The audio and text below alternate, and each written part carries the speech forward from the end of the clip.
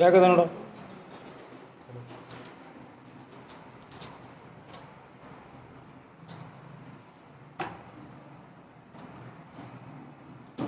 ಶ್ರೀರಾಮ ಸಮರ್ಥ. ಅಧ್ಯಾಯ 4. ಅನುಸಂಧಾನದ ಮಹಿಮೆ. ಬೇರೆ ಸಾಧನಗಳಿಂದ ಸಾಧಿಸುವಂತಹದ್ದು ಕೇವಲ ಅನುಸಂಧಾನದಿಂದಲೇ ಸಾಧಿಸುತ್ತದೆ. ಇದೇ ಈ ಯುಗದ ಮಹಿಮೆಯಾಗಿರುತ್ತದೆ. ಅನುಸಂಧಾನದಿಂದ ಸಾಧಿಸುವಂತಹದ್ದು ಶತಕೋಟಿ ಸಾಧನೆಗಳಿಂದಲೂ ಸಾಧಿಸುವುದಿಲ್ಲ.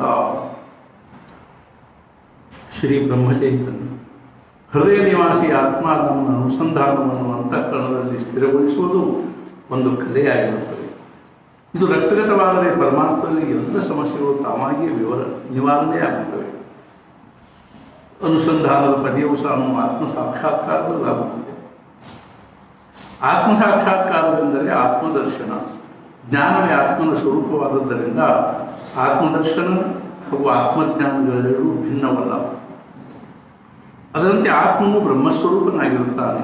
ಬ್ರಹ್ಮವು ನಿರತಿಶಯ ಬೃಹತ್, ಅಂದರೆ ಎಲ್ಲಕ್ಕಿಂತಲೂ ದೊಡ್ಡದಾಗಿರುತ್ತದೆ. ಆದ್ದರಿಂದ ಅದಕ್ಕೆ ಪರಮಾತ್ಮ ಅವನೆನ್ನುತ್ತಾರೆ. ಪರಮಾತ್ಮನು ವ್ಯಕ್ತಿಯ ಅಂತರಂಗದಲ್ಲಿ ಆತ್ಮರೂಪದಿಂದ ವಿರಾಜಿಸುತ್ತಾನೆ. ಅವನು ಸ್ವಸ್ವರೂಪ ಅಥವಾ ಆತ್ಮಾರಾಮನಿಂದ ಸಿದ್ಧನಾಗಿರುತ್ತಾನೆ. ಪರಮಾತ್ಮನು ವಿಶ್ವದ ಅಂತರಂಗದಲ್ಲಿ ವಿಶ್ವಾತ್ಮ ಅಥವಾ ಜಗದಾತ್ಮನೆಂದು ವಿರಾಜಿಸುತ್ತಾನೆ. ಅವನೇ ಈಶ್ವರನೆಂದು ಪ್ರಸಿದ್ಧನಾಗಿರುತ್ತಾನೆ. ಈಶ್ವರನ 6 ವೈಶಿಷ್ಟ್ಯಗಳು ಅನುಭವಕ್ಕೆ ಬರುತ್ತವೆ. 1. ಅವನು ವ್ಯಕ್ತಿ ಹಾಗೂ ವಿಶ್ವ ಎರಡಕ್ಕಿಂತಲೂ ವಿಲಕ್ಷಣನಾಗಿರುತ್ತಾನೆ. 2. ದೇಹ ಹಾಗೂ ಜಗತ್ತಿನಲ್ಲಿದ್ದು ಅವನು ಅತ್ಯಂತ ಅಲಿಪ್ತನಾಗಿರುತ್ತಾನೆ. 3. ಅವನು ವಿಶ್ವದ ಏಕಮೇವ ಆಧಾರನಾಗಿರುತ್ತಾನೆ. 4. ಅವನೇ ವಿಶ್ವದ ಸಂರಕ್ಷಣೆ ಹಾಗೂ ಸಂಹಾರ ಮಾಡುತ್ತಾನೆ. 5. ಅವನು ಅಮೃತ ಸ್ವರೂಪನಾಗಿರುತ್ತಾನೆ. 6. ಅವನು ಸರ್ವಜ್ಞನಾಗಿದ್ದು ಸರ್ವದ ಸ್ವಾಮಿಯಾಗಿರುತ್ತಾನೆ. ಈ 6 ವೈಶಿಷ್ಟ್ಯಗಳಿಗೆ ಭಗ ಅನ್ನುತ್ತಾರೆ.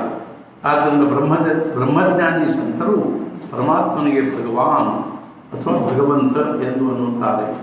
ಆದ್ದರಿಂದ ಆತ್ಮದರ್ಶನವೇ ಈಶ್ವರ ದರ್ಶನವಾಗಿದ್ದು ಅದೇ ಭಗವದ್ ದರ್ಶನ ಅಥವಾ ಪರಮಾತ್ಮ ದರ್ಶನವಾಗಿರುತ್ತದೆ. ಪರಮಾತ್ಮನನ್ನು ವಿಶಾಲ ವಿಶ್ವದಲ್ಲಿ ಶೋಧಿಸದೆ ಅವನನ್ನು ನಮ್ಮ ದೇಹದಲ್ಲಿಯೇ ಶೋಧಿಸಬೇಕಾಗುತ್ತದೆ. ಆ ಶೋಧದ ಕೊನೆಗೆ ಅವನ ದರ್ಶನವಾಗುತ್ತದೆ. ಅದರೊಂದಿಗೆ ಸಮರಸವಾಗಿ ಆತ್ಮಜ್ಞಾನದ ಉದಯವಾಗುತ್ತದೆ. ಆದ್ದರಿಂದ ಇನ್ನು ಮುಂದೆ ಸ್ವಸ್ವರೂಪದ ಅನುಸಂಧಾನಕ್ಕೆ ಭಗವಂತನ ಅನುಸಂಧಾನವೆಂದು ಅನ್ನಲಾಗಿದೆ. ಭಗವಂತನ ದರ್ಶನವು ಪರಮಾರ್ಥದ ಪ್ರಾಣವಾಗಿರುತ್ತದೆ. ಇದು ಆಧ್ಯಾತ್ಮಿಕ ಜೀವನದ ಪವಿತ್ರ ಗುಹ್ಯವಾಗಿರುತ್ತದೆ. ಭಗವಂತನ ದರ್ಶನಕ್ಕಾಗಿ ಅನೇಕ ಸಾಧನೆಗಳಿರುತ್ತವೆ. ಇವೆಲ್ಲವುಗಳಲ್ಲಿ ಭಗವಂತನ ಅನುಸಂಧಾನ ನಿರ್ಮಲ ಹಾಗೂ ತೇಜೋಮಯ ಮುಕ್ತಮಣಿಯಂತೆ ಶೋಭಿಸುತ್ತದೆ. ಇಷ್ಟೇ ಅಲ್ಲದೆ ಹಾಲಿನಿಂದ ಮೊಸರು, ಮೊಸರಿನಿಂದ ಬೆಣ್ಣೆ ಹಾಗೂ ಬೆಣ್ಣೆಯಿಂದ ಸುವಾಸಿತ ಹಾಗೂ ಸುಮಧುರ ತುಪ್ಪ ನಿರ್ಮಾಣವಾಗುವಂತೆ ಭಗವಂತನ ದರ್ಶನದ ಸರ್ವ ಸಾಧನೆಗಳ ಪರ್ಯವಸಾನವು ಭಗವಂತನ ಅನುಸಂಧಾನದಲ್ಲಿ ಆಗುತ್ತದೆ. ಅಷ್ಟೇ ಅಲ್ಲ, ಹಾಗೆ ಆಗುವುದೇ ಉಚಿತವಾಗಿರುತ್ತದೆ. ಯಾವ ಸಾಧಕರಿಗೆ ಭಗವಂತನ ಅನುಸಂಧಾನ ಅಖಂಡವಾಗಿಟ್ಟುಕೊಳ್ಳುವ ಕಲೆ ಸಾಧಿಸಿರುತ್ತದೆಯೋ ಅವನಿಗೆ ಪರಮಾರ್ಥದಲ್ಲಿ ಸಾಧಿಸುವುದೇನೂ ಉಳಿದಿರುವುದಿಲ್ಲ. ಯಾವ ಸಾಧಕನಿಗೆ ಕಲೆ ಸಾಧಿಸಿರುವುದಿಲ್ಲವೋ ಅವನಿಗೆ ಮಹಾಸಿದ್ಧಿಗಳು ವಶವಾಗಿದ್ದರೂ ಪರಮಾರ್ಥ ಸಾಧಿಸಿದಂತೆ ಆಗಲಿಲ್ಲವೆಂದು ನಿಶ್ಚಿತವಾಗಿ ತಿಳಿಯಬೇಕು. ಮನುಷ್ಯನು ಜ್ಞಾನಿಯಾಗಿರಲಿ ಅಥವಾ ಅಜ್ಞಾನಿಯಾಗಿರಲಿ, ಅವನು ಪ್ರಪಂಚದಲ್ಲಿ ಆಸಕ್ತನಾದವನಾಗಿರಲಿ ಅಥವಾ ಸಾಧನೆಯಲ್ಲಿ ತನ್ಮಯನಾದವನೇ ಆಗಿರಲಿ, ಅವನಿಗೆ ಜೀವನದಲ್ಲಿ ಶುಭ ಹಾಗೂ ಅಶುಭ ಪ್ರಸಂಗಗಳನ್ನು ಎದುರಿಸಲೇಬೇಕಾಗುವುದು. ಇಂಥ ಎಲ್ಲ ಪ್ರಸಂಗಗಳಲ್ಲಿ, ವಿಶೇಷತಃ ಅಶುಭ ಪ್ರಸಂಗಗಳಲ್ಲಿ ಹಾಗೂ ದೇಹ ಬಿಡುವ ಪ್ರಸಂಗದಲ್ಲಿ ಭಗವಂತನ ಅನುಸಂಧಾನವನ್ನು ಅಖಂಡವಾಗಿ ಹಾಗೂ ಪ್ರಜ್ವಲಿತವಾಗಿ ಕಾಯ್ದುಕೊಳ್ಳುವುದೆಂದರೆ ಪರಮಾರ್ಥವು ವ್ಯಕ್ತಿಗತವಾಗಿರುವುದರ ಪ್ರತ್ಯಕ್ಷ ಲಕ್ಷಣವಾಗಿರುತ್ತದೆ. ಭಗವಂತನ ಅನುಸಂಧಾನವು ಮಂದವಾಗುವುದು, ನಿಸ್ತೇಜವಾಗುವುದು, ಖಂಡಿತವಾಗುವುದು ಅಥವಾ ಸಂಪೂರ್ಣ ಇಲ್ಲದಂತಾಗುವುದೆಂದರೆ ಪಾರಮಾರ್ಥಿಕ ಅಧಃಪತನವೇ ಆಗಿರುತ್ತದೆ.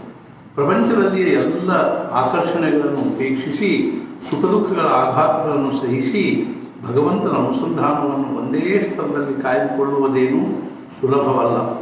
ಯಾವುದೇ ಸ್ಥಾನದಲ್ಲಿ, ಯಾವುದೇ ಅವಸ್ಥೆಯಲ್ಲಿ ಭಗವಂತನ ಅನುಸಂಧಾನವನ್ನು ಹೊಸದಾಗಿ ಹಾಗೂ ರಸಭರಿತವಾದದ್ದನ್ನಾಗಿ ಇಟ್ಟುಕೊಳ್ಳುವ ಕಲೆಯು ಸಂತರಿಗೆ, ಭಕ್ತರಿಗೆ, ಜ್ಞಾನಿ ಹಾಗೂ ಸಿದ್ಧ ಪುರುಷರಿಗೆ ಮಾತ್ರ ಸಿದ್ಧಿಸಿರುತ್ತದೆ. ಅಂದರೆ ಅವರ ಜೀವನದಲ್ಲಿ ಪರಮಾತ್ಮವು ಜೀವಂತವಾಗಿ ರಸಭರಿತವಾಗಿರುತ್ತದೆ. ಆದ್ದರಿಂದ ಅಧ್ಯಾತ್ಮಶಾಸ್ತ್ರದ ಪ್ರಾಂಗಣದಲ್ಲಿ ವೇದಾಂತಿ ವಿದ್ವಾನರಿಗಿಂತಲೂ ಆತ್ಮಭಾವ ಪಾರಂಗತ ಅಂದರೆ ಭಗವಂತನ ಸ್ಮರಣೆಯಲ್ಲಿ ತನ್ಮಯರಾದ ಸಂತರಿಗೆ ಪರಮೋಚ್ಚ ಸ್ಥಾನ ಕೊಡಲಾಗುತ್ತದೆ. ಭಗವಂತನ ಸ್ಮರಣೆಯಲ್ಲಿ ಅಥವಾ ಶ್ರೀ ಸದ್ಗುರುಗಳ ಆಜ್ಞೆಯಲ್ಲಿ ಅಥವಾ ಸ್ವಸ್ವರೂಪದ ಚಿಂತನೆಯಲ್ಲಿ ಅನುಸಂಧಾನವು ಅಖಂಡವಾಗಿರುವುದೇ ಸ್ವಧರ್ಮವಾಗಿರುತ್ತದೆ. ಇದೇ ಭಕ್ತಿ, ಇದೇ ಜ್ಞಾನ, ಇದೇ ಗುರುಸೇವೆ, ಇದೇ ಧ್ಯಾನಾವಸ್ಥೆ ಹಾಗೂ ಇದೇ ಮಹಾಯೋಗವಾಗಿರುತ್ತದೆ. ಸಾಧಕನು ಭಗವಂತನ ಅನುಸಂಧಾನದಲ್ಲಿ ರಮಿಸಿಕೊಳ್ಳುವುದೆಂದರೆ ಅವನ ಸಾಧನೆಯು ಅನೇಕ ಕಡೆಗಳಿಂದ ಪರಿಣಾಮ ಬೀರಿಕೊಳ್ಳುತ್ತದೆ. ಅವನಲ್ಲಿ ದೈವಿ ಸಂಪತ್ತಿನ ಐಶ್ವರ್ಯವು ಪ್ರಕಟವಾಗುತ್ತದೆ. ಅನುಸಂಧಾನದ ಹೊರತು ಯಾರ ಪರಮಾರ್ಥವೂ ಸ್ಥಿರವಾಗಲಾರದು. ಏಕೆಂದರೆ ಭಗವಂತನ ಅನುಸಂಧಾನದಲ್ಲಿ ಕರ್ಮ, ಭಕ್ತಿ, ಜ್ಞಾನ ಹಾಗೂ ಯೋಗಗಳ ಸುಂದರ ಸಮನ್ವಯ ಉಂಟಾಗುತ್ತದೆ. ಭಗವಂತನ ಅನುಸಂಧಾನವನ್ನು ಪ್ರಾಣಕ್ಕಿಂತಲೂ ಹೆಚ್ಚು ಕಾಯ್ದುಕೊಳ್ಳಬೇಕು ಎಂಬುದೇ ಸತ್ಪುರುಷರ ಸಂದೇಶವಾಗಿರುತ್ತದೆ. ಜಾನಕಿ ಜೀವನ ಸ್ಮರಣ ಜಯ ಜಯ ರಾಮ. ಅಧ್ಯಾಯ 5. ಸ್ವಸ್ವರೂಪ ಅಂದರೇನು? ರೂಪವೆಂದರೆ ಮೂರ್ತ ಭಾವವನ್ನು ಹೊಂದಿದ ಆಕಾರ ಹಾಗೂ ಸ್ವ ಅಂದರೆ ನಾವು. ರೂಪವೆಂದರೆ ಮೂರ್ತ ಭಾವವನ್ನು ಹೊಂದಿದ ಆಕಾರ ಹಾಗೂ ಸ್ವ ಅಂದರೆ ನಾವು. ಸ್ವರೂಪವೆಂದರೆ ಮೂರ್ತ ಭಾವದಿಂದ ಆಕಾರ ಹೊಂದಿದ ನಾವು ವ್ಯಕ್ತಿ ಇರುತ್ತೇವೆ. ಯಾವ ವ್ಯಕ್ತಿಗೆ ನಾವು ನಾನು ಅನ್ನುತ್ತೇವೆಯೋ ಹಾಗೂ ನಾನು ಎಂದು ತಿಳಿಯುತ್ತೇವೆಯೋ ಅದು ಚೇತನ ಹಾಗೂ ಅಚೇತನ ದ್ರವ್ಯಗಳ ಮಿಶ್ರಣವಾಗಿರುತ್ತದೆ. ಮೊದಲು ದೇಹದ ಆಕಾರದಿಂದ ನಾವು ನಮ್ಮ ಅನುಭವಕ್ಕೆ ಬರುತ್ತೇವೆ. ಚರ್ಮ, ರಕ್ತವಾಹಿನಿಗಳು, ಸ್ನಾಯು, ನರಗಳು, ಅಂತಃಸ್ರಾವಿ ಗ್ರಂಥಿಗಳು ಹಾಗೂ ಅಸ್ಥಿ ಮುಂತಾದವುಗಳು ಸೇರಿ ದೇಹವಾಗುತ್ತದೆ.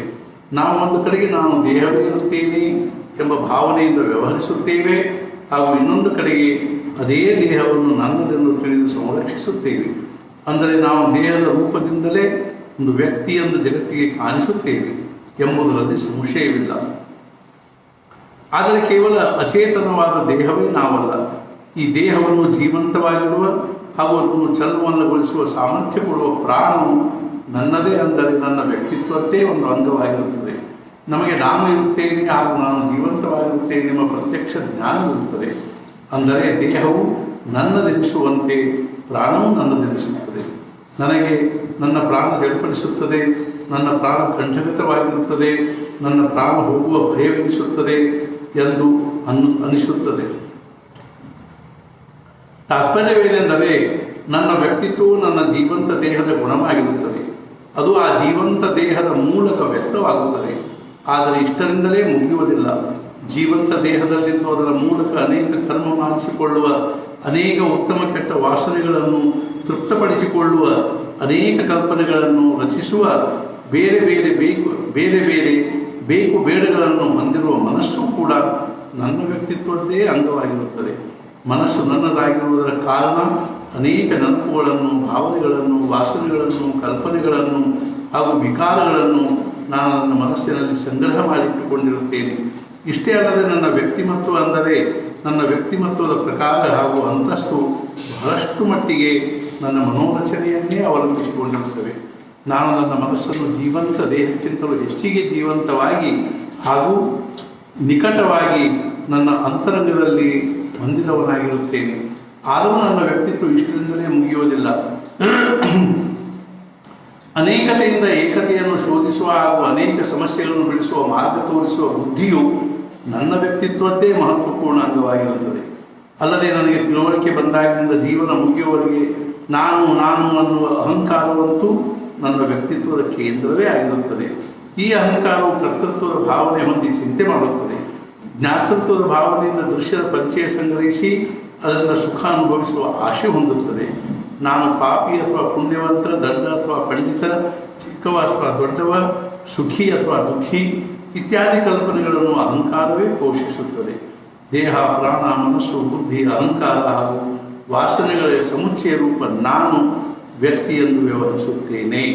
ನಾನು ವ್ಯಕ್ತಿ ಎಂಬ ಭಾವನೆಯಿಂದ ಬೇರೆ ವ್ಯಕ್ತಿಗಳೊಂದಿಗೆ ಸಂಬಂಧ ಜೋಡಿಸುತ್ತೇನೆ, ದೃಶ್ಯದೊಂದಿಗೆ ವ್ಯವಹಾರ ಮಾಡುತ್ತೇನೆ, ವಾಸನಾಪೂರ್ತಿಗಾಗಿ ವಸ್ತು ಸಂಗ್ರಹಿಸುತ್ತೇನೆ ಹಾಗೂ ಅತ್ಯಂತ ಕುಶಲತೆಯಿಂದ ಸ್ವಾರ್ಥ ಸಾಧಿಸಿಕೊಳ್ಳುತ್ತೇನೆ. ಇಂಥ ಈ ನಾನು ನಿತ್ಯ ಜಾಗೃತವಾಗಿರುತ್ತೇನೆ. ಅದರ ಎಲ್ಲ ಕರ್ತೃತ್ವವು ಮೆದುಳಿನ ಮೇಲೆ ಅವಲಂಬಿಸಿರುತ್ತದೆ. ಮೆದುಳು ಕೆಟ್ಟಿತೆಂದರೆ ಅದರ ಪರಿಣಾಮದ ಮೇಲೆ ಹಾಗೂ ವರ್ತನೆ ಮೇಲೆ ಉಂಟಾಗುತ್ತದೆ. ಈ ವ್ಯಕ್ತಿರೂಪ ನಾಮದ ವಿಕಾಸಗೊಳಿಸಲು ಬರುತ್ತದೆ, ಅದರಲ್ಲಿ ಪರಿವರ್ತನೆಯನ್ನು ಮಾಡಲು ಬರುತ್ತದೆ. ಆದರೆ ನಮ್ಮ ಅಂತರಂಗದಲ್ಲಿ ವ್ಯಕ್ತಿತ್ವದ ಆಚೆಗೆ ಒಂದು ಬೇರೆ ನಾಮ ಇರುತ್ತದೆ. ವ್ಯಕ್ತಿರೂಪ ನಾಮದಕ್ಕೆ ಅನೇಕ ಅವಸ್ಥೆಗಳು ಬರಲಿ ಅಥವಾ ಹೋಗಲಿ, ಆದರೆ ಆಚೆಗಿರುವ ನಾಮ ಅದರಿಂದ ಅಲಿಪ್ತವಾಗಿರುತ್ತದೆ. ಅದನ್ನು ಇದು ಬೇರೆತನದಿಂದ ನೋಡುತ್ತದೆ. ಈ ಸಾಕ್ಷಿರೂಪ ನಾಮದ ವಿಲಕ್ಷಣತೆ ಏನೆಂದರೆ, ವ್ಯಕ್ತಿರೂಪ ನಾನು ಪಾಪಿ ಇದ್ದವನು ಪುಣ್ಯವಂತನಾದನು, ದಡ್ಡನಿದ್ದವನು ಪಂಡಿತನಾದನು, ಆಸಕ್ತನಿದ್ದವನು ವಿರಕ್ತನಾದನು, ಸಂಸಾರಿ ಇದ್ದವನು ಸನ್ಯಾಸಿಯಾದನು, ಭೋಗಿಯಾಗಿದ್ದವನು ತ್ಯಾಗಿಯಾದನು. ಆದರೂ ಈ ರೀತಿಯಾದ ಅಂತರಂಗ ಹಾಗೂ ಬಹಿರಂಗದ ಎಲ್ಲ ಪರಿವರ್ತನೆಗಳಲ್ಲಿ ಸಾಕ್ಷಿಯಾಗಿರುವ ನಾನು ಒಂದೇ ರೀತಿಯಾಗಿರುತ್ತಾನೆ. ಅವನು ನಿಜವಾದ ಸ್ವಯಂ ಪ್ರಕಾಶ ಜ್ಞಾನದೀಪನವಾಗಿರುತ್ತಾನೆ. ವ್ಯಕ್ತಿಯು ನಮ್ಮ ಸ್ವರೂಪವಾದರೆ ವ್ಯಕ್ತಿಯಲ್ಲಿರುವ ಸ್ವಪ್ರಕಾಶ ಸಾಕ್ಷಿಯು ನಮ್ಮ ಸ್ವಸ್ವರೂಪವಾಗಿರುತ್ತದೆ. ಇನ್ನು ನಮಗೆ ಸ್ವರೂಪದ ಅನುಸಂಧಾನವಿರುತ್ತದೆ. ಅದರ ಸ್ಥಾನದಲ್ಲಿ ಸ್ವಸ್ವರೂಪದ ಅನುಸಂಧಾನವನ್ನು ಇಟ್ಟದ್ದಾದರೆ ಪರಮಾತ್ಮನ ಸಾಕ್ಷಾತ್ ಭಾವವು ಹಾಗೂ ಸಾಕ್ಷಿಭಾವವು ಅತ್ಯಂತ ಸಹಜವಾಗಿ ಅನುಭವಕ್ಕೆ ಬರುತ್ತದೆ. ವ್ಯಕ್ತಿಭಾವದ ಅನುಸಂಧಾನದಲ್ಲಿ ಜೀವನದ ಅಲೆತನವು ಹಾಗೂ ವಿಚಾರಗಳ ಸೀಮಿತನೂ ಇರುತ್ತದೆ. ಸ್ವಸ್ವರೂಪದ ಅನುಸಂಧಾನದಲ್ಲಿ ಜೀವನದ ನಾವೀನ್ಯತೆಯು ಹಾಗೂ ವಿಚಾರಗಳ ಸೃಜನಶೀಲತೆ ಇರುತ್ತದೆ. ಜಾನಕಿ ಜೀವನ ಸ್ಮರಣ ಜೈ ಜೈ ರಾಮ್ ಶ್ರೀರಾಮ ಸಮರ್ಥ. ನಾಮದಲ್ಲಿರುವ ಮನುಷ್ಯನು ಬಹಳ ದೊಡ್ಡವನಾಗಿರುತ್ತಾನೆ. ಜಾನಕಿ ಜೀವನ ಸ್ಮರಣ ಜೈ ಜೈ ರಾಮ್. ಸದ್ಗುರುನಾಥ ಮಹಾರಾಜ್ ಕಿ ಜೈ. ಜೈ ಜೈ ರಘುವೀರ ಸಮರ್ಥ. ಸರ್ವ ಸದ್ಭಕ್ತರಲ್ಲಿ ಸವಿನಯ ವಿನಂತಿ. ನಿಮಗೆಲ್ಲರಿಗೂ ತಿಳಿದಿರುವಂತೆ ನಾಳೆ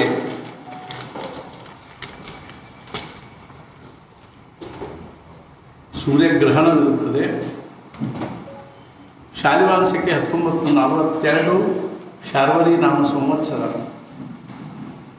ಚೈತ್ರ ಕೃಷ್ಣ ಅಮಾವಾಸ್ಯೆ, ರವಿವಾರ ದಿನಾಂಕ 21/6/2020 ಈ ಗ್ರಹಣವಿರುತ್ತದೆ.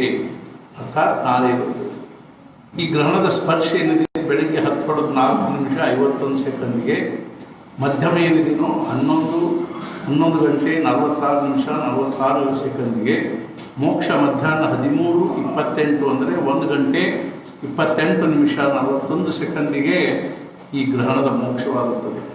ಒಟ್ಟು ಗ್ರಹಣ ಪರ್ವಕಾಲ 3 ಗಂಟೆ 23 ನಿಮಿಷ 50 ಈ ಗ್ರಹಣಗಳು ನಿಜವಾಗಿಯೂ ಒಂದು ವಿಶಿಷ್ಟವಾಗಿರ್ತಕ್ಕಂಥ ಒಂದು ವಾತಾವರಣದಲ್ಲಿ ಒಂದು ವಿಶಿಷ್ಟವಾಗಿರ್ತಕ್ಕಂಥ ಪರಿಣಾಮವನ್ನು ಉಂಟು ಮಾಡ್ತಕ್ಕಂಥವುಗಳು. ಇವುಗಳಲ್ಲಿ ಪ್ರತಿಯೊಂದು ಗ್ರಹಗಳದ್ದು ಒಂದು ವಿಶಿಷ್ಟವಾಗಿರ್ತಕ್ಕಂಥ ಒಂದರ ದೃಷ್ಟಿ ಇರುತ್ತದೆ, ಒಂದು ವಿಶಿಷ್ಟವಾಗಿರ್ತಕ್ಕಂಥ ಒಂದು ಪ್ರಭಾವ ಇರ್ತದೆ.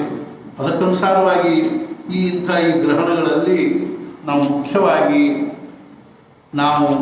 ನಮ್ಮ ಆತ್ಮೋದ್ಧಾರದ ದೃಷ್ಟಿಯಿಂದ ಅಥವಾ ನಮ್ಮ ಜೀವನದಲ್ಲಿ ಒದಗಿ ಬಂದಿರತಕ್ಕಂಥ ಈ ಗ್ರಹಗಳ ಗತಿಗನುಸಾರವಾಗಿ ಅನುಕೂಲ ಅನಾನುಕೂಲ ಪ್ರತಿಕೂಲವಾಗಿರ್ತಕ್ಕಂಥ ಭಾವಗಳಿಗಾಗಿ ನಾವು ಏನಾದರೂ ನಮ್ಮ ಅಂತಃಕರಣವನ್ನು ಈ ಗ್ರಹಣಗಳ ಒಂದು ಅರ್ಥಾತ್ ಏನೊಂದು ಪ್ರತಿಕ್ರಿಯೆಯಿಂದ ಉಂಟಾಗ್ತಕ್ಕಂಥ ಒಂದು ದೋಷಗಳನ್ನು ನಿವಾರಣೆ ಮಾಡಿಕೊಳ್ಳೋದಕ್ಕಾಗಿ ನಮ್ಮ ಅಂತಃಕರಣಗಳ ಮೇಲೆ ಆಗ್ತಕ್ಕಂಥ ಅವುಗಳ ಪ್ರಭಾವದಿಂದ ಉಂಟಾಗ್ತಕ್ಕಂಥ ದೋಷಗಳನ್ನು ಮಾಲಿನ್ಯವನ್ನು ಕಳೆದುಕೊಳ್ಳೋದಕ್ಕಾಗಿ ನಾವು ಏನಾದರೂ ಒಂದು ಸಾಧನೆಗಳನ್ನು ಮಾಡ್ತಾ ಇರಬೇಕು ಅನ್ನೋದೇ ಈ ಒಂದು ಗ್ರಹಣಗಳ ಒಂದು ಸಂಬಂಧದಲ್ಲಿ ಮಹತ್ವಪೂರ್ಣವಾಗಿರ್ತಕ್ಕಂಥ ವಿಚಾರ. ಅದಕ್ಕಾಗಿ ಈ ಗ್ರಹಣಗಳು ಸಹಿತ ಕೆಲವು ರಾಶಿಯವರಿಗೆ ಇವೇನಿರ್ತವೆ ಅಂದರೆ ಒಳ್ಳೆಯ ಫಲವನ್ನು ಕೊಡ್ತಕ್ಕಂಥವು ಇರ್ತವೆ. ಇನ್ನು ಶುಭ ಫಲವನ್ನು ಕೆಲವು ರಾಶಿಯವರಿಗೆ ಮಿಶ್ರ ಫಲ ಅಂತ ಇರ್ತದೆ. ಕೆಲವು ರಾಶಿಯವರಿಗೆ ಈ ಗ್ರಹಣಗಳಿಂದ ಅಶುಭ ಫಲ ಅನ್ನುವಂಥದ್ದು ಉಂಟಾಗ್ತಾ ಇರ್ತದೆ. ಇಡೀ ಮಂಡಲದ ಮೇಲೆ ತನ್ನ ಪ್ರಭಾವವನ್ನು ಬೀರ್ತಕ್ಕಂಥ ಈ ಗ್ರಹಣದಿಂದ ಬೇರೆ ಬೇರೆ ರಾಶಿಯವರಿಗೆ ಬೇರೆ ಬೇರೆ ಪ್ರಕಾರದಿಂದ ಇದರ ಪರಿಣಾಮ ಆಗ್ತಾ ಇರೋದನ್ನು ನಾವು ನೋಡ್ತಾ ಇರ್ತೀವಿ. ಈ ಶುಭ ಫಲದವರು ಏನು ಮಾಡಬೇಕು, ಮಿಶ್ರ ಫಲದವರು ಏನು ಮಾಡಬೇಕು, ಅಶುಭ ಫಲದವರು ಏನು ಮಾಡಬೇಕು ಅನ್ನೋದ್ರ ಬಗ್ಗೆಯೂ ನಾನು ಸಂಕ್ಷಿಪ್ತವಾಗಿ ಹೇಳ್ತೀನಿ. ಮತ್ತು ಈ ಗ್ರಹಣದ ರೂಪರೇಷೆ ಏನಿದೆ ಅನ್ನೋದನ್ನು ನಾನು ಮೊದಲು ಎಲ್ಲರಿಗೂ ಹೇಳ್ತೀನಿ. ಒಟ್ಟು ಗ್ರಹಣ ಕಾಲ 3 ಗಂಟೆ 23 ನಿಮಿಷ ಇದ್ದರೆ ಈ ಗ್ರಹಣ ಹಿಡಿಯೋಕ್ಕಿಂತಲೂ ಮುಂಚೆ ಅರ್ಥಾತ್ ಏನು ಅಂತಂದರೆ ಹಿಂದಿನ ದಿವಸ 20/6/2020 ರವಿವಾರ ರಾತ್ರಿ 10 ಗಂಟೆ ಗ್ರಹಣ ಎಷ್ಟು ಸಮಯಕ್ಕೆ ಹಿಡಿತದನೋ ಅದಕ್ಕಿಂತಲೂ 12 ಗಂಟೆ ಮುಂಚಿನಿಂದನೇ ಈ ವೇದ ಕಾಲ ಅನ್ನುವಂಥದ್ದು ಪ್ರಾರಂಭ ಆಗ್ತದೆ. ಅಂದರೆ ಆ ಗ್ರಹಣದ ಮಾಲಿನ್ಯದ ಅರ್ಥಾತ್ ಗ್ರಹಣದ ತೀವ್ರತೆಯ ಒಂದು ಸೂಕ್ಷ್ಮವಾಗಿರ್ತಕ್ಕಂಥ ಒಂದು ಪ್ರಭಾವ ಏನದನೋ, ಗ್ರಹಣದ ತೀವ್ರತೆ ಪ್ರಾರಂಭ ಆಗೋಕ್ಕಿಂತಲೂ 12 ಗಂಟೆ ಮೊದಲೇ ಆ ವೇದ ಕಾಲ ಅನ್ನುವಂಥದ್ದು ಪ್ರಾರಂಭ ಆಗ್ತದೆ. ಅಂದರೆ ಗ್ರಹಣ ಸೂಕ್ಷ್ಮವಾಗಿ ಅದರ ತಮ್ಮ ಈ ಭೂಮಂಡಲದ ಮೇಲೆ ಎಲ್ಲ ಗ್ರಹಗಳ ಮೇಲೆ ಎಲ್ಲ ರಾಶಿಗಳ ಮೇಲೆ ಪ್ರಭಾವ ಬೀರ್ತಾ ಇದೆ ಅಂತ. ಆ ಪ್ರಕಾರವಾಗಿ ಮುನ್ನಾ ದಿವಸ ರಾತ್ರಿ 10 ಗಂಟೆಯಿಂದ ವೇದ ಅನ್ನುವಂಥದ್ದು ಪ್ರಾರಂಭ ಆಗ್ತದೆ. ನಾವು ಸ್ವಚ್ಛಂದವಾಗಿರೋದು ಅರ್ಥಾತ್ ಇರೋದರಿಂದ ಆ ಗ್ರಹಣದ ಸೂಕ್ಷ್ಮವಾಗಿರ್ತಕ್ಕಂಥ ಒಂದು ಕಿರಣಗಳ ಒಂದು ಪ್ರಭಾವ ನಮ್ಮ ಅಂತಃಕರಣದ ಮೇಲೆ, ನಮ್ಮ ಮನಸ್ಸಿನ ಮೇಲೆ, ನಮ್ಮ ದೇಹದ ಮೇಲೆ, ಅದೇ ರೀತಿಯಾಗಿ ನಮ್ಮ ಒಂದು ಗ್ರಹಗಳ ಗತಿಗಳ ಮೇಲೇನೂ ಆಗೋದರಿಂದಾಗಿ ನಾವು ಆವಾಗ ಬಹಳಷ್ಟು ಸಾವಧಾನರಾಗಿರಬೇಕು. ಹಿಂದಿನ ದಿವಸ ಅಂದರೆ ವೇದ ಹಿಡಿದಾಗಿನಿಂದಲೂ ಆ ಗ್ರಹಣದ ಒಂದು ಸೂಕ್ಷ್ಮವಾಗಿರ್ತಕ್ಕಂಥ ಪ್ರಭಾವ ನಮ್ಮ ರಾಶಿಗಳ ಮೇಲೆ ಅಂದರೆ ನಮ್ಮ ಮೇಲೇ ಅವುಗಳ ಸೂಕ್ಷ್ಮವಾಗಿರ್ತಕ್ಕಂಥ ಪ್ರಭಾವ ಅನ್ನುವಂಥದ್ದು ಪ್ರಾರಂಭ ಆಗ್ತದೆ. ಆ ಸಂದರ್ಭದಲ್ಲಿ ನಾವು ಹೆಚ್ಚಿಗೆ ಇರಬಾರ್ದು ಅಂದರೆ ನಾವು ಬಹಿರ್ಮುಖರಾಗಿರಬಾರ್ದು ಮತ್ತು ದೇಹ ಭಾವದಲ್ಲಿ ಇರಬಾರ್ದು. ನಾವು ಶಕ್ತಿ ಇದ್ದಷ್ಟು ಅಂತರ್ಮುಖರಾಗಿದ್ದುಕೊಂಡು ಭಗವತ್ ಚಿಂತನೆಯಲ್ಲಿ, ನಾಮಸ್ಮರಣೆಯಲ್ಲಿ ಮತ್ತು ಏನಾದರೂ ಒಂದು ಸ್ತುತಿ ಸ್ತೋತ್ರ ಪಾಠ ಹೇಳ್ಕೋತಿದ್ವಿ ಅಂದರೆ ಆ ಗ್ರಹಣಗಳ ಒಂದು ಏನು ಪ್ರಭಾವ ಅರ್ಥಾತ್ ಏನು ದುಷ್ಪರಿಣಾಮ ಏನಾಗಬೇಕು ಅದು ನಮ್ಮ ಮೇಲೆ ಆಗಂಗಿಲ್ಲ ಅನ್ನುವಂಥ ದೃಷ್ಟಿಯಿಂದ 10 ಗಂಟೆಯಿಂದಲೇ ವೇದ ಪ್ರಾರಂಭ ಆಗ್ತದೆ. ಆದರೆ ಪ್ರತಿಯೊಬ್ಬರಿಗೂ ಒಂದೇ ಪ್ರಕಾರವಾಗಿರ್ತಕ್ಕಂಥ ಒಂದು ಪ್ರತಿಕ್ರಿಯೆ ಅಥವಾ ಅದಕ್ಕೆ ನಾವು ಸಾವಧಾನತೆ ವಹಿಸಬೇಕು ಅಂತ ಏನಿರಂಗಿಲ್ಲ. ಅದಕ್ಕಾಗಿ ಚಿಕ್ಕ ಮಕ್ಕಳಾಗಲಿ, ವಯೋವೃದ್ಧರು, ಗರ್ಭಿಣಿ ಸ್ತ್ರೀಯರು ಇವರೆಲ್ಲರಿಗೂ ಅರ್ಥಾತ್ ಏನು ಅಂದರೆ ಅವರವರ ದೇಹಸ್ಥಿತಿಗೆ ಅನುಸಾರವಾಗಿ ಬೆಳಿಗ್ಗೆ 5:30 ನಂತರ ವೇದ ಪಾಲಿಸಬೇಕು. ಅಲ್ಲಿವರೆಗೂ ಇವರು ಏನಾದರೂ ತಿನ್ನೋದು, ಕುಡಿಯೋದು ಮಾಡಿದ್ರು ಸಹಿತ ನಡೀತಾ ಇರ್ತದೆ. ಆಹಾರ ಸೇವನೆ ಇತ್ಯಾದಿಗಳನ್ನ ತಕ್ಕ ಮಟ್ಟಿಗೆ. ವೇದ ಕಾಲದಲ್ಲಿ ಶಕ್ತರು ಊಟ ಮಾಡಬಾರದು. ಸ್ನಾನ, ಜಪ, ನಿತ್ಯ ಕರ್ಮಗಳನ್ನು ಮಾಡಬಹುದು. ಶ್ರಾದ್ದವಿದ್ದಲ್ಲಿ ಗ್ರಹಣ ಮೋಕ್ಷದ ನಂತರ ಸ್ನಾನ ಪಾಕಾದಿಗಳನ್ನು ಮಾಡಿ ಶ್ರಾದ್ದವನ್ನು ಮಾಡಬೇಕು ಅಂತ. ಆ ವೇದ ಕಾಲದಲ್ಲಿ ಏನು ಮಾಡಲಿಕ್ಕಿಲ್ಲ, ಜಪ ತಪ ಇತ್ಯಾದಿಗಳನ್ನು ಮಾಡಬೇಕು. ಶ್ರಾದ್ದ ಗೀತ ಮಾಡುವವರೇನಿದ್ದಾರೋ ಆ ಮೋಕ್ಷವಾದ ನಂತರನೇ ಸ್ನಾನ ಪಾಕಾದಿಗಳನ್ನು ಮಾಡಿ ಶ್ರಾದ್ದವನ್ನು ಮಾಡಬೇಕು. ಗ್ರಹಣ ಕಾಲದಲ್ಲಿ ಯಾರಿಗೆ ಯಾವ ರೀತಿಯಾಗಿರ್ತಕ್ಕಂಥ ಇದರ ಪರಿಣಾಮ ಆಗ್ತದೆ ಅನ್ನೋದ್ರ ಬಗ್ಗೆ ಹೇಳ್ತಾ ಇದ್ದಾರೆ. ಏನು ಅಂತಂದರೆ ಗ್ರಹಣ ಕಾಲದಲ್ಲಿ ಊಟ ನಿದ್ರೆ ಅಂತೂ ಮಾಡಲೇಬಾರದು ಅಂತ ಹೇಳ್ತಾ ಇದ್ದಾರೆ. ಆವಾಗಿನ ಸಮಯವನ್ನು ನಾವು ಸಂಪೂರ್ಣವಾಗಿ ಭಗವತ್ ಚಿಂತನೆಯಲ್ಲಿ ಮತ್ತು ಮನಸ್ಸನ್ನು ಶಾಂತವಾಗಿ ಇಟ್ಕೊಂಡು ಅರ್ಥಾತ್ ಏನು ಅಂದರೆ ಭಗವತ್ ಚಿಂತನೆಯಲ್ಲಿ ಕಳೀಬೇಕು ಅನ್ನುವಂಥದ್ದು. ಶುಭ ಫಲ ಯಾರ್ಯಾರಿಗಿದೆ ಅಂದರೆ ಮೇಷ, ಸಿಂಹ, ಕನ್ಯಾ, ಮಕರ ರಾಶಿಯವರಿಗೆ ಇದು ವಿಶೇಷವಾಗಿ ಶುಭ ಫಲವನ್ನು ಕೊಡ್ತಕ್ಕಂಥದ್ದು.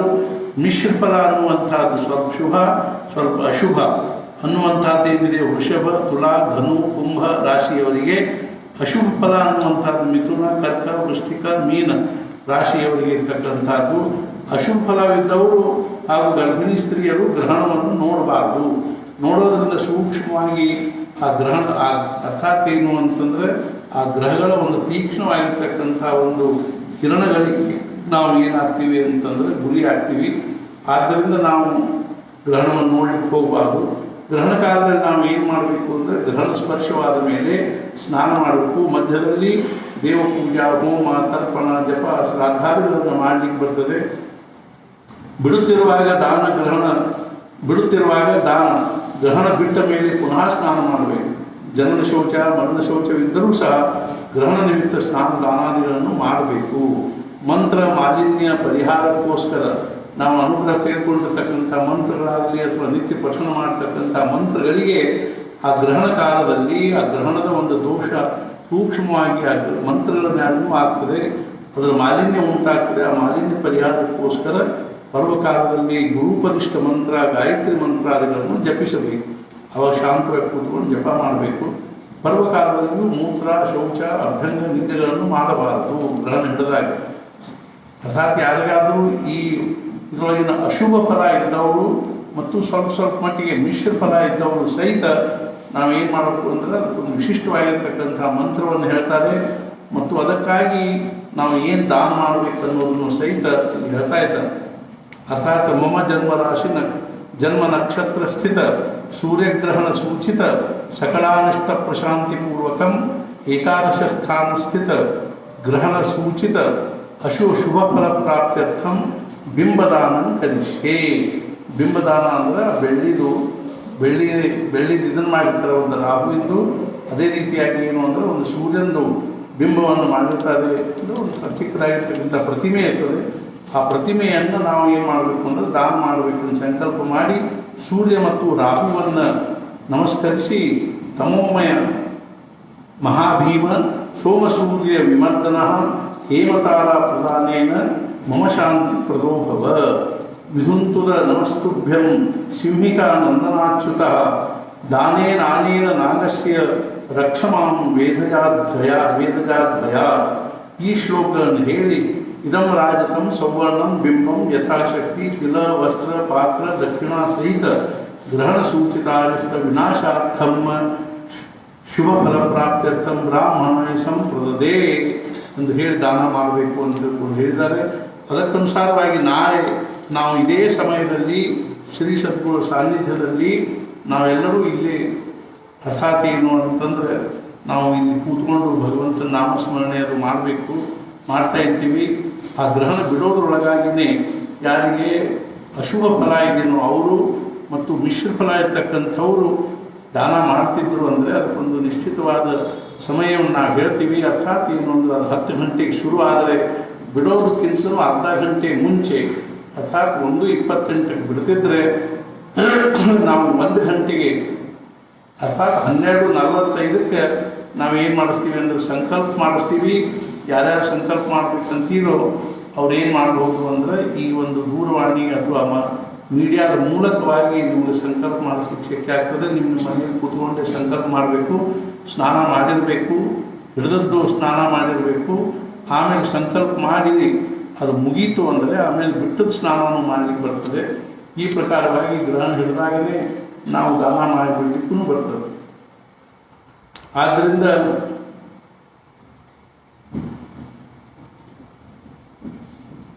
ಗ್ರಹಣ ಸ್ಪರ್ಶ ಆದ ಕೂಡಲೇ ಮಾಡಬೇಕು. ಒಂದು ಸ್ವಲ್ಪ ಹೊತ್ತು ಎಲ್ಲರೂ ಶಾಂತವಾಗಿ ಕೂತ್ಕೊಂಡು ಜಪ ಮಾಡಿ ಕೊನೆಗೆ 12:45ರಿಂದ 1:28ರವರೆಗೂ ಈ ಸಂಕಲ್ಪಾದಿಗಳನ್ನು ನಾವು ಮಾಡಲಿಕ್ಕೆ ಬರ್ತದೆ. ಅಲ್ಲಿವರೆಗೂ ನಾವು ಭಗವಂತನ ನಾಮಸ್ಮರಣೆ, ಗಾಯತ್ರಿ ಜಪ, ಯಾವುದಾದ್ರೂ ಸ್ತುತಿ, ಸ್ತೋತ್ರ, ಪಾಠ, ಪಾರಾಯಣಾದಿಗಳನ್ನು ನಾವು ಮಾಡ್ತಾ ಇರಬೇಕು. ಅದೇ ರೀತಿಯಾಗಿ ನಾವು ಸಹಿತ ನಾಳೆ ಇಲ್ಲೇ ಕೂತ್ಕೊಂಡು ಸ್ನಾನ ಮಾಡಿ ಬಂದು ಇಲ್ಲಿ ಕೂತ್ಕೊಂಡು ನಾವು ಪ್ರಾರಂಭದಲ್ಲಿ 1 ಗಂಟೆ ನಾಮಸ್ಮರಣೆ ಮಾಡಿ ಜಪ ಮಾಡಿ ಆಮೇಲೆ ನಾವು ಯಾವುದಾದ್ರೂ ಒಂದು ಏನು ಅಂತ ಪ್ರತಿ ದಿವಸ ಓದೋದ್ರಿಂದ ಆದರೂ ಅಡ್ಡಿ ಇಲ್ಲ. ನಾವು ಈ ಒಂದು ವಿಚಾರಗಳನ್ನು ಓದಬಹುದು ಅಥವಾ ನಾವು ಏನಾದರೂ ಒಂದು ಸ್ತುತಿ ಸ್ತೋತ್ರಗಳನ್ನು ಸಹಿತ ಅನ್ನಲಿಕ್ಕೆ ನಮಗೆ ಅನ್ನಬೇಕು. ಈ ರೀತಿಯಾಗಿರ್ತಕ್ಕಂಥ ಒಂದು ಗ್ರಹಣದ ಒಂದು ವಿಚಾರವನ್ನು ಎಲ್ಲರಿಗೂ ನಾವು ತಿಳಿಸಿದ್ದೀವಿ. ಆ ಪ್ರಕಾರವಾಗಿ ನೀವು ಸಂಪರ್ಕ ಮಾಡಿ ಗ್ರಹಣದ ಬಗ್ಗೆ ನಿಮ್ಗೆ ಏನಾದರೂ ಕೇಳೋದಿದ್ದರೂ ಕೇಳಲಿಕ್ಕೆ ಅಡ್ಡಿ ಇಲ್ಲ ಅಂತ ತಿಳ್ಕೊಂಡು ಜಾನಕಿ ಜೀವನ ಸ್ಮರಣ ಜೈ ಜೈ ರಾಮ್.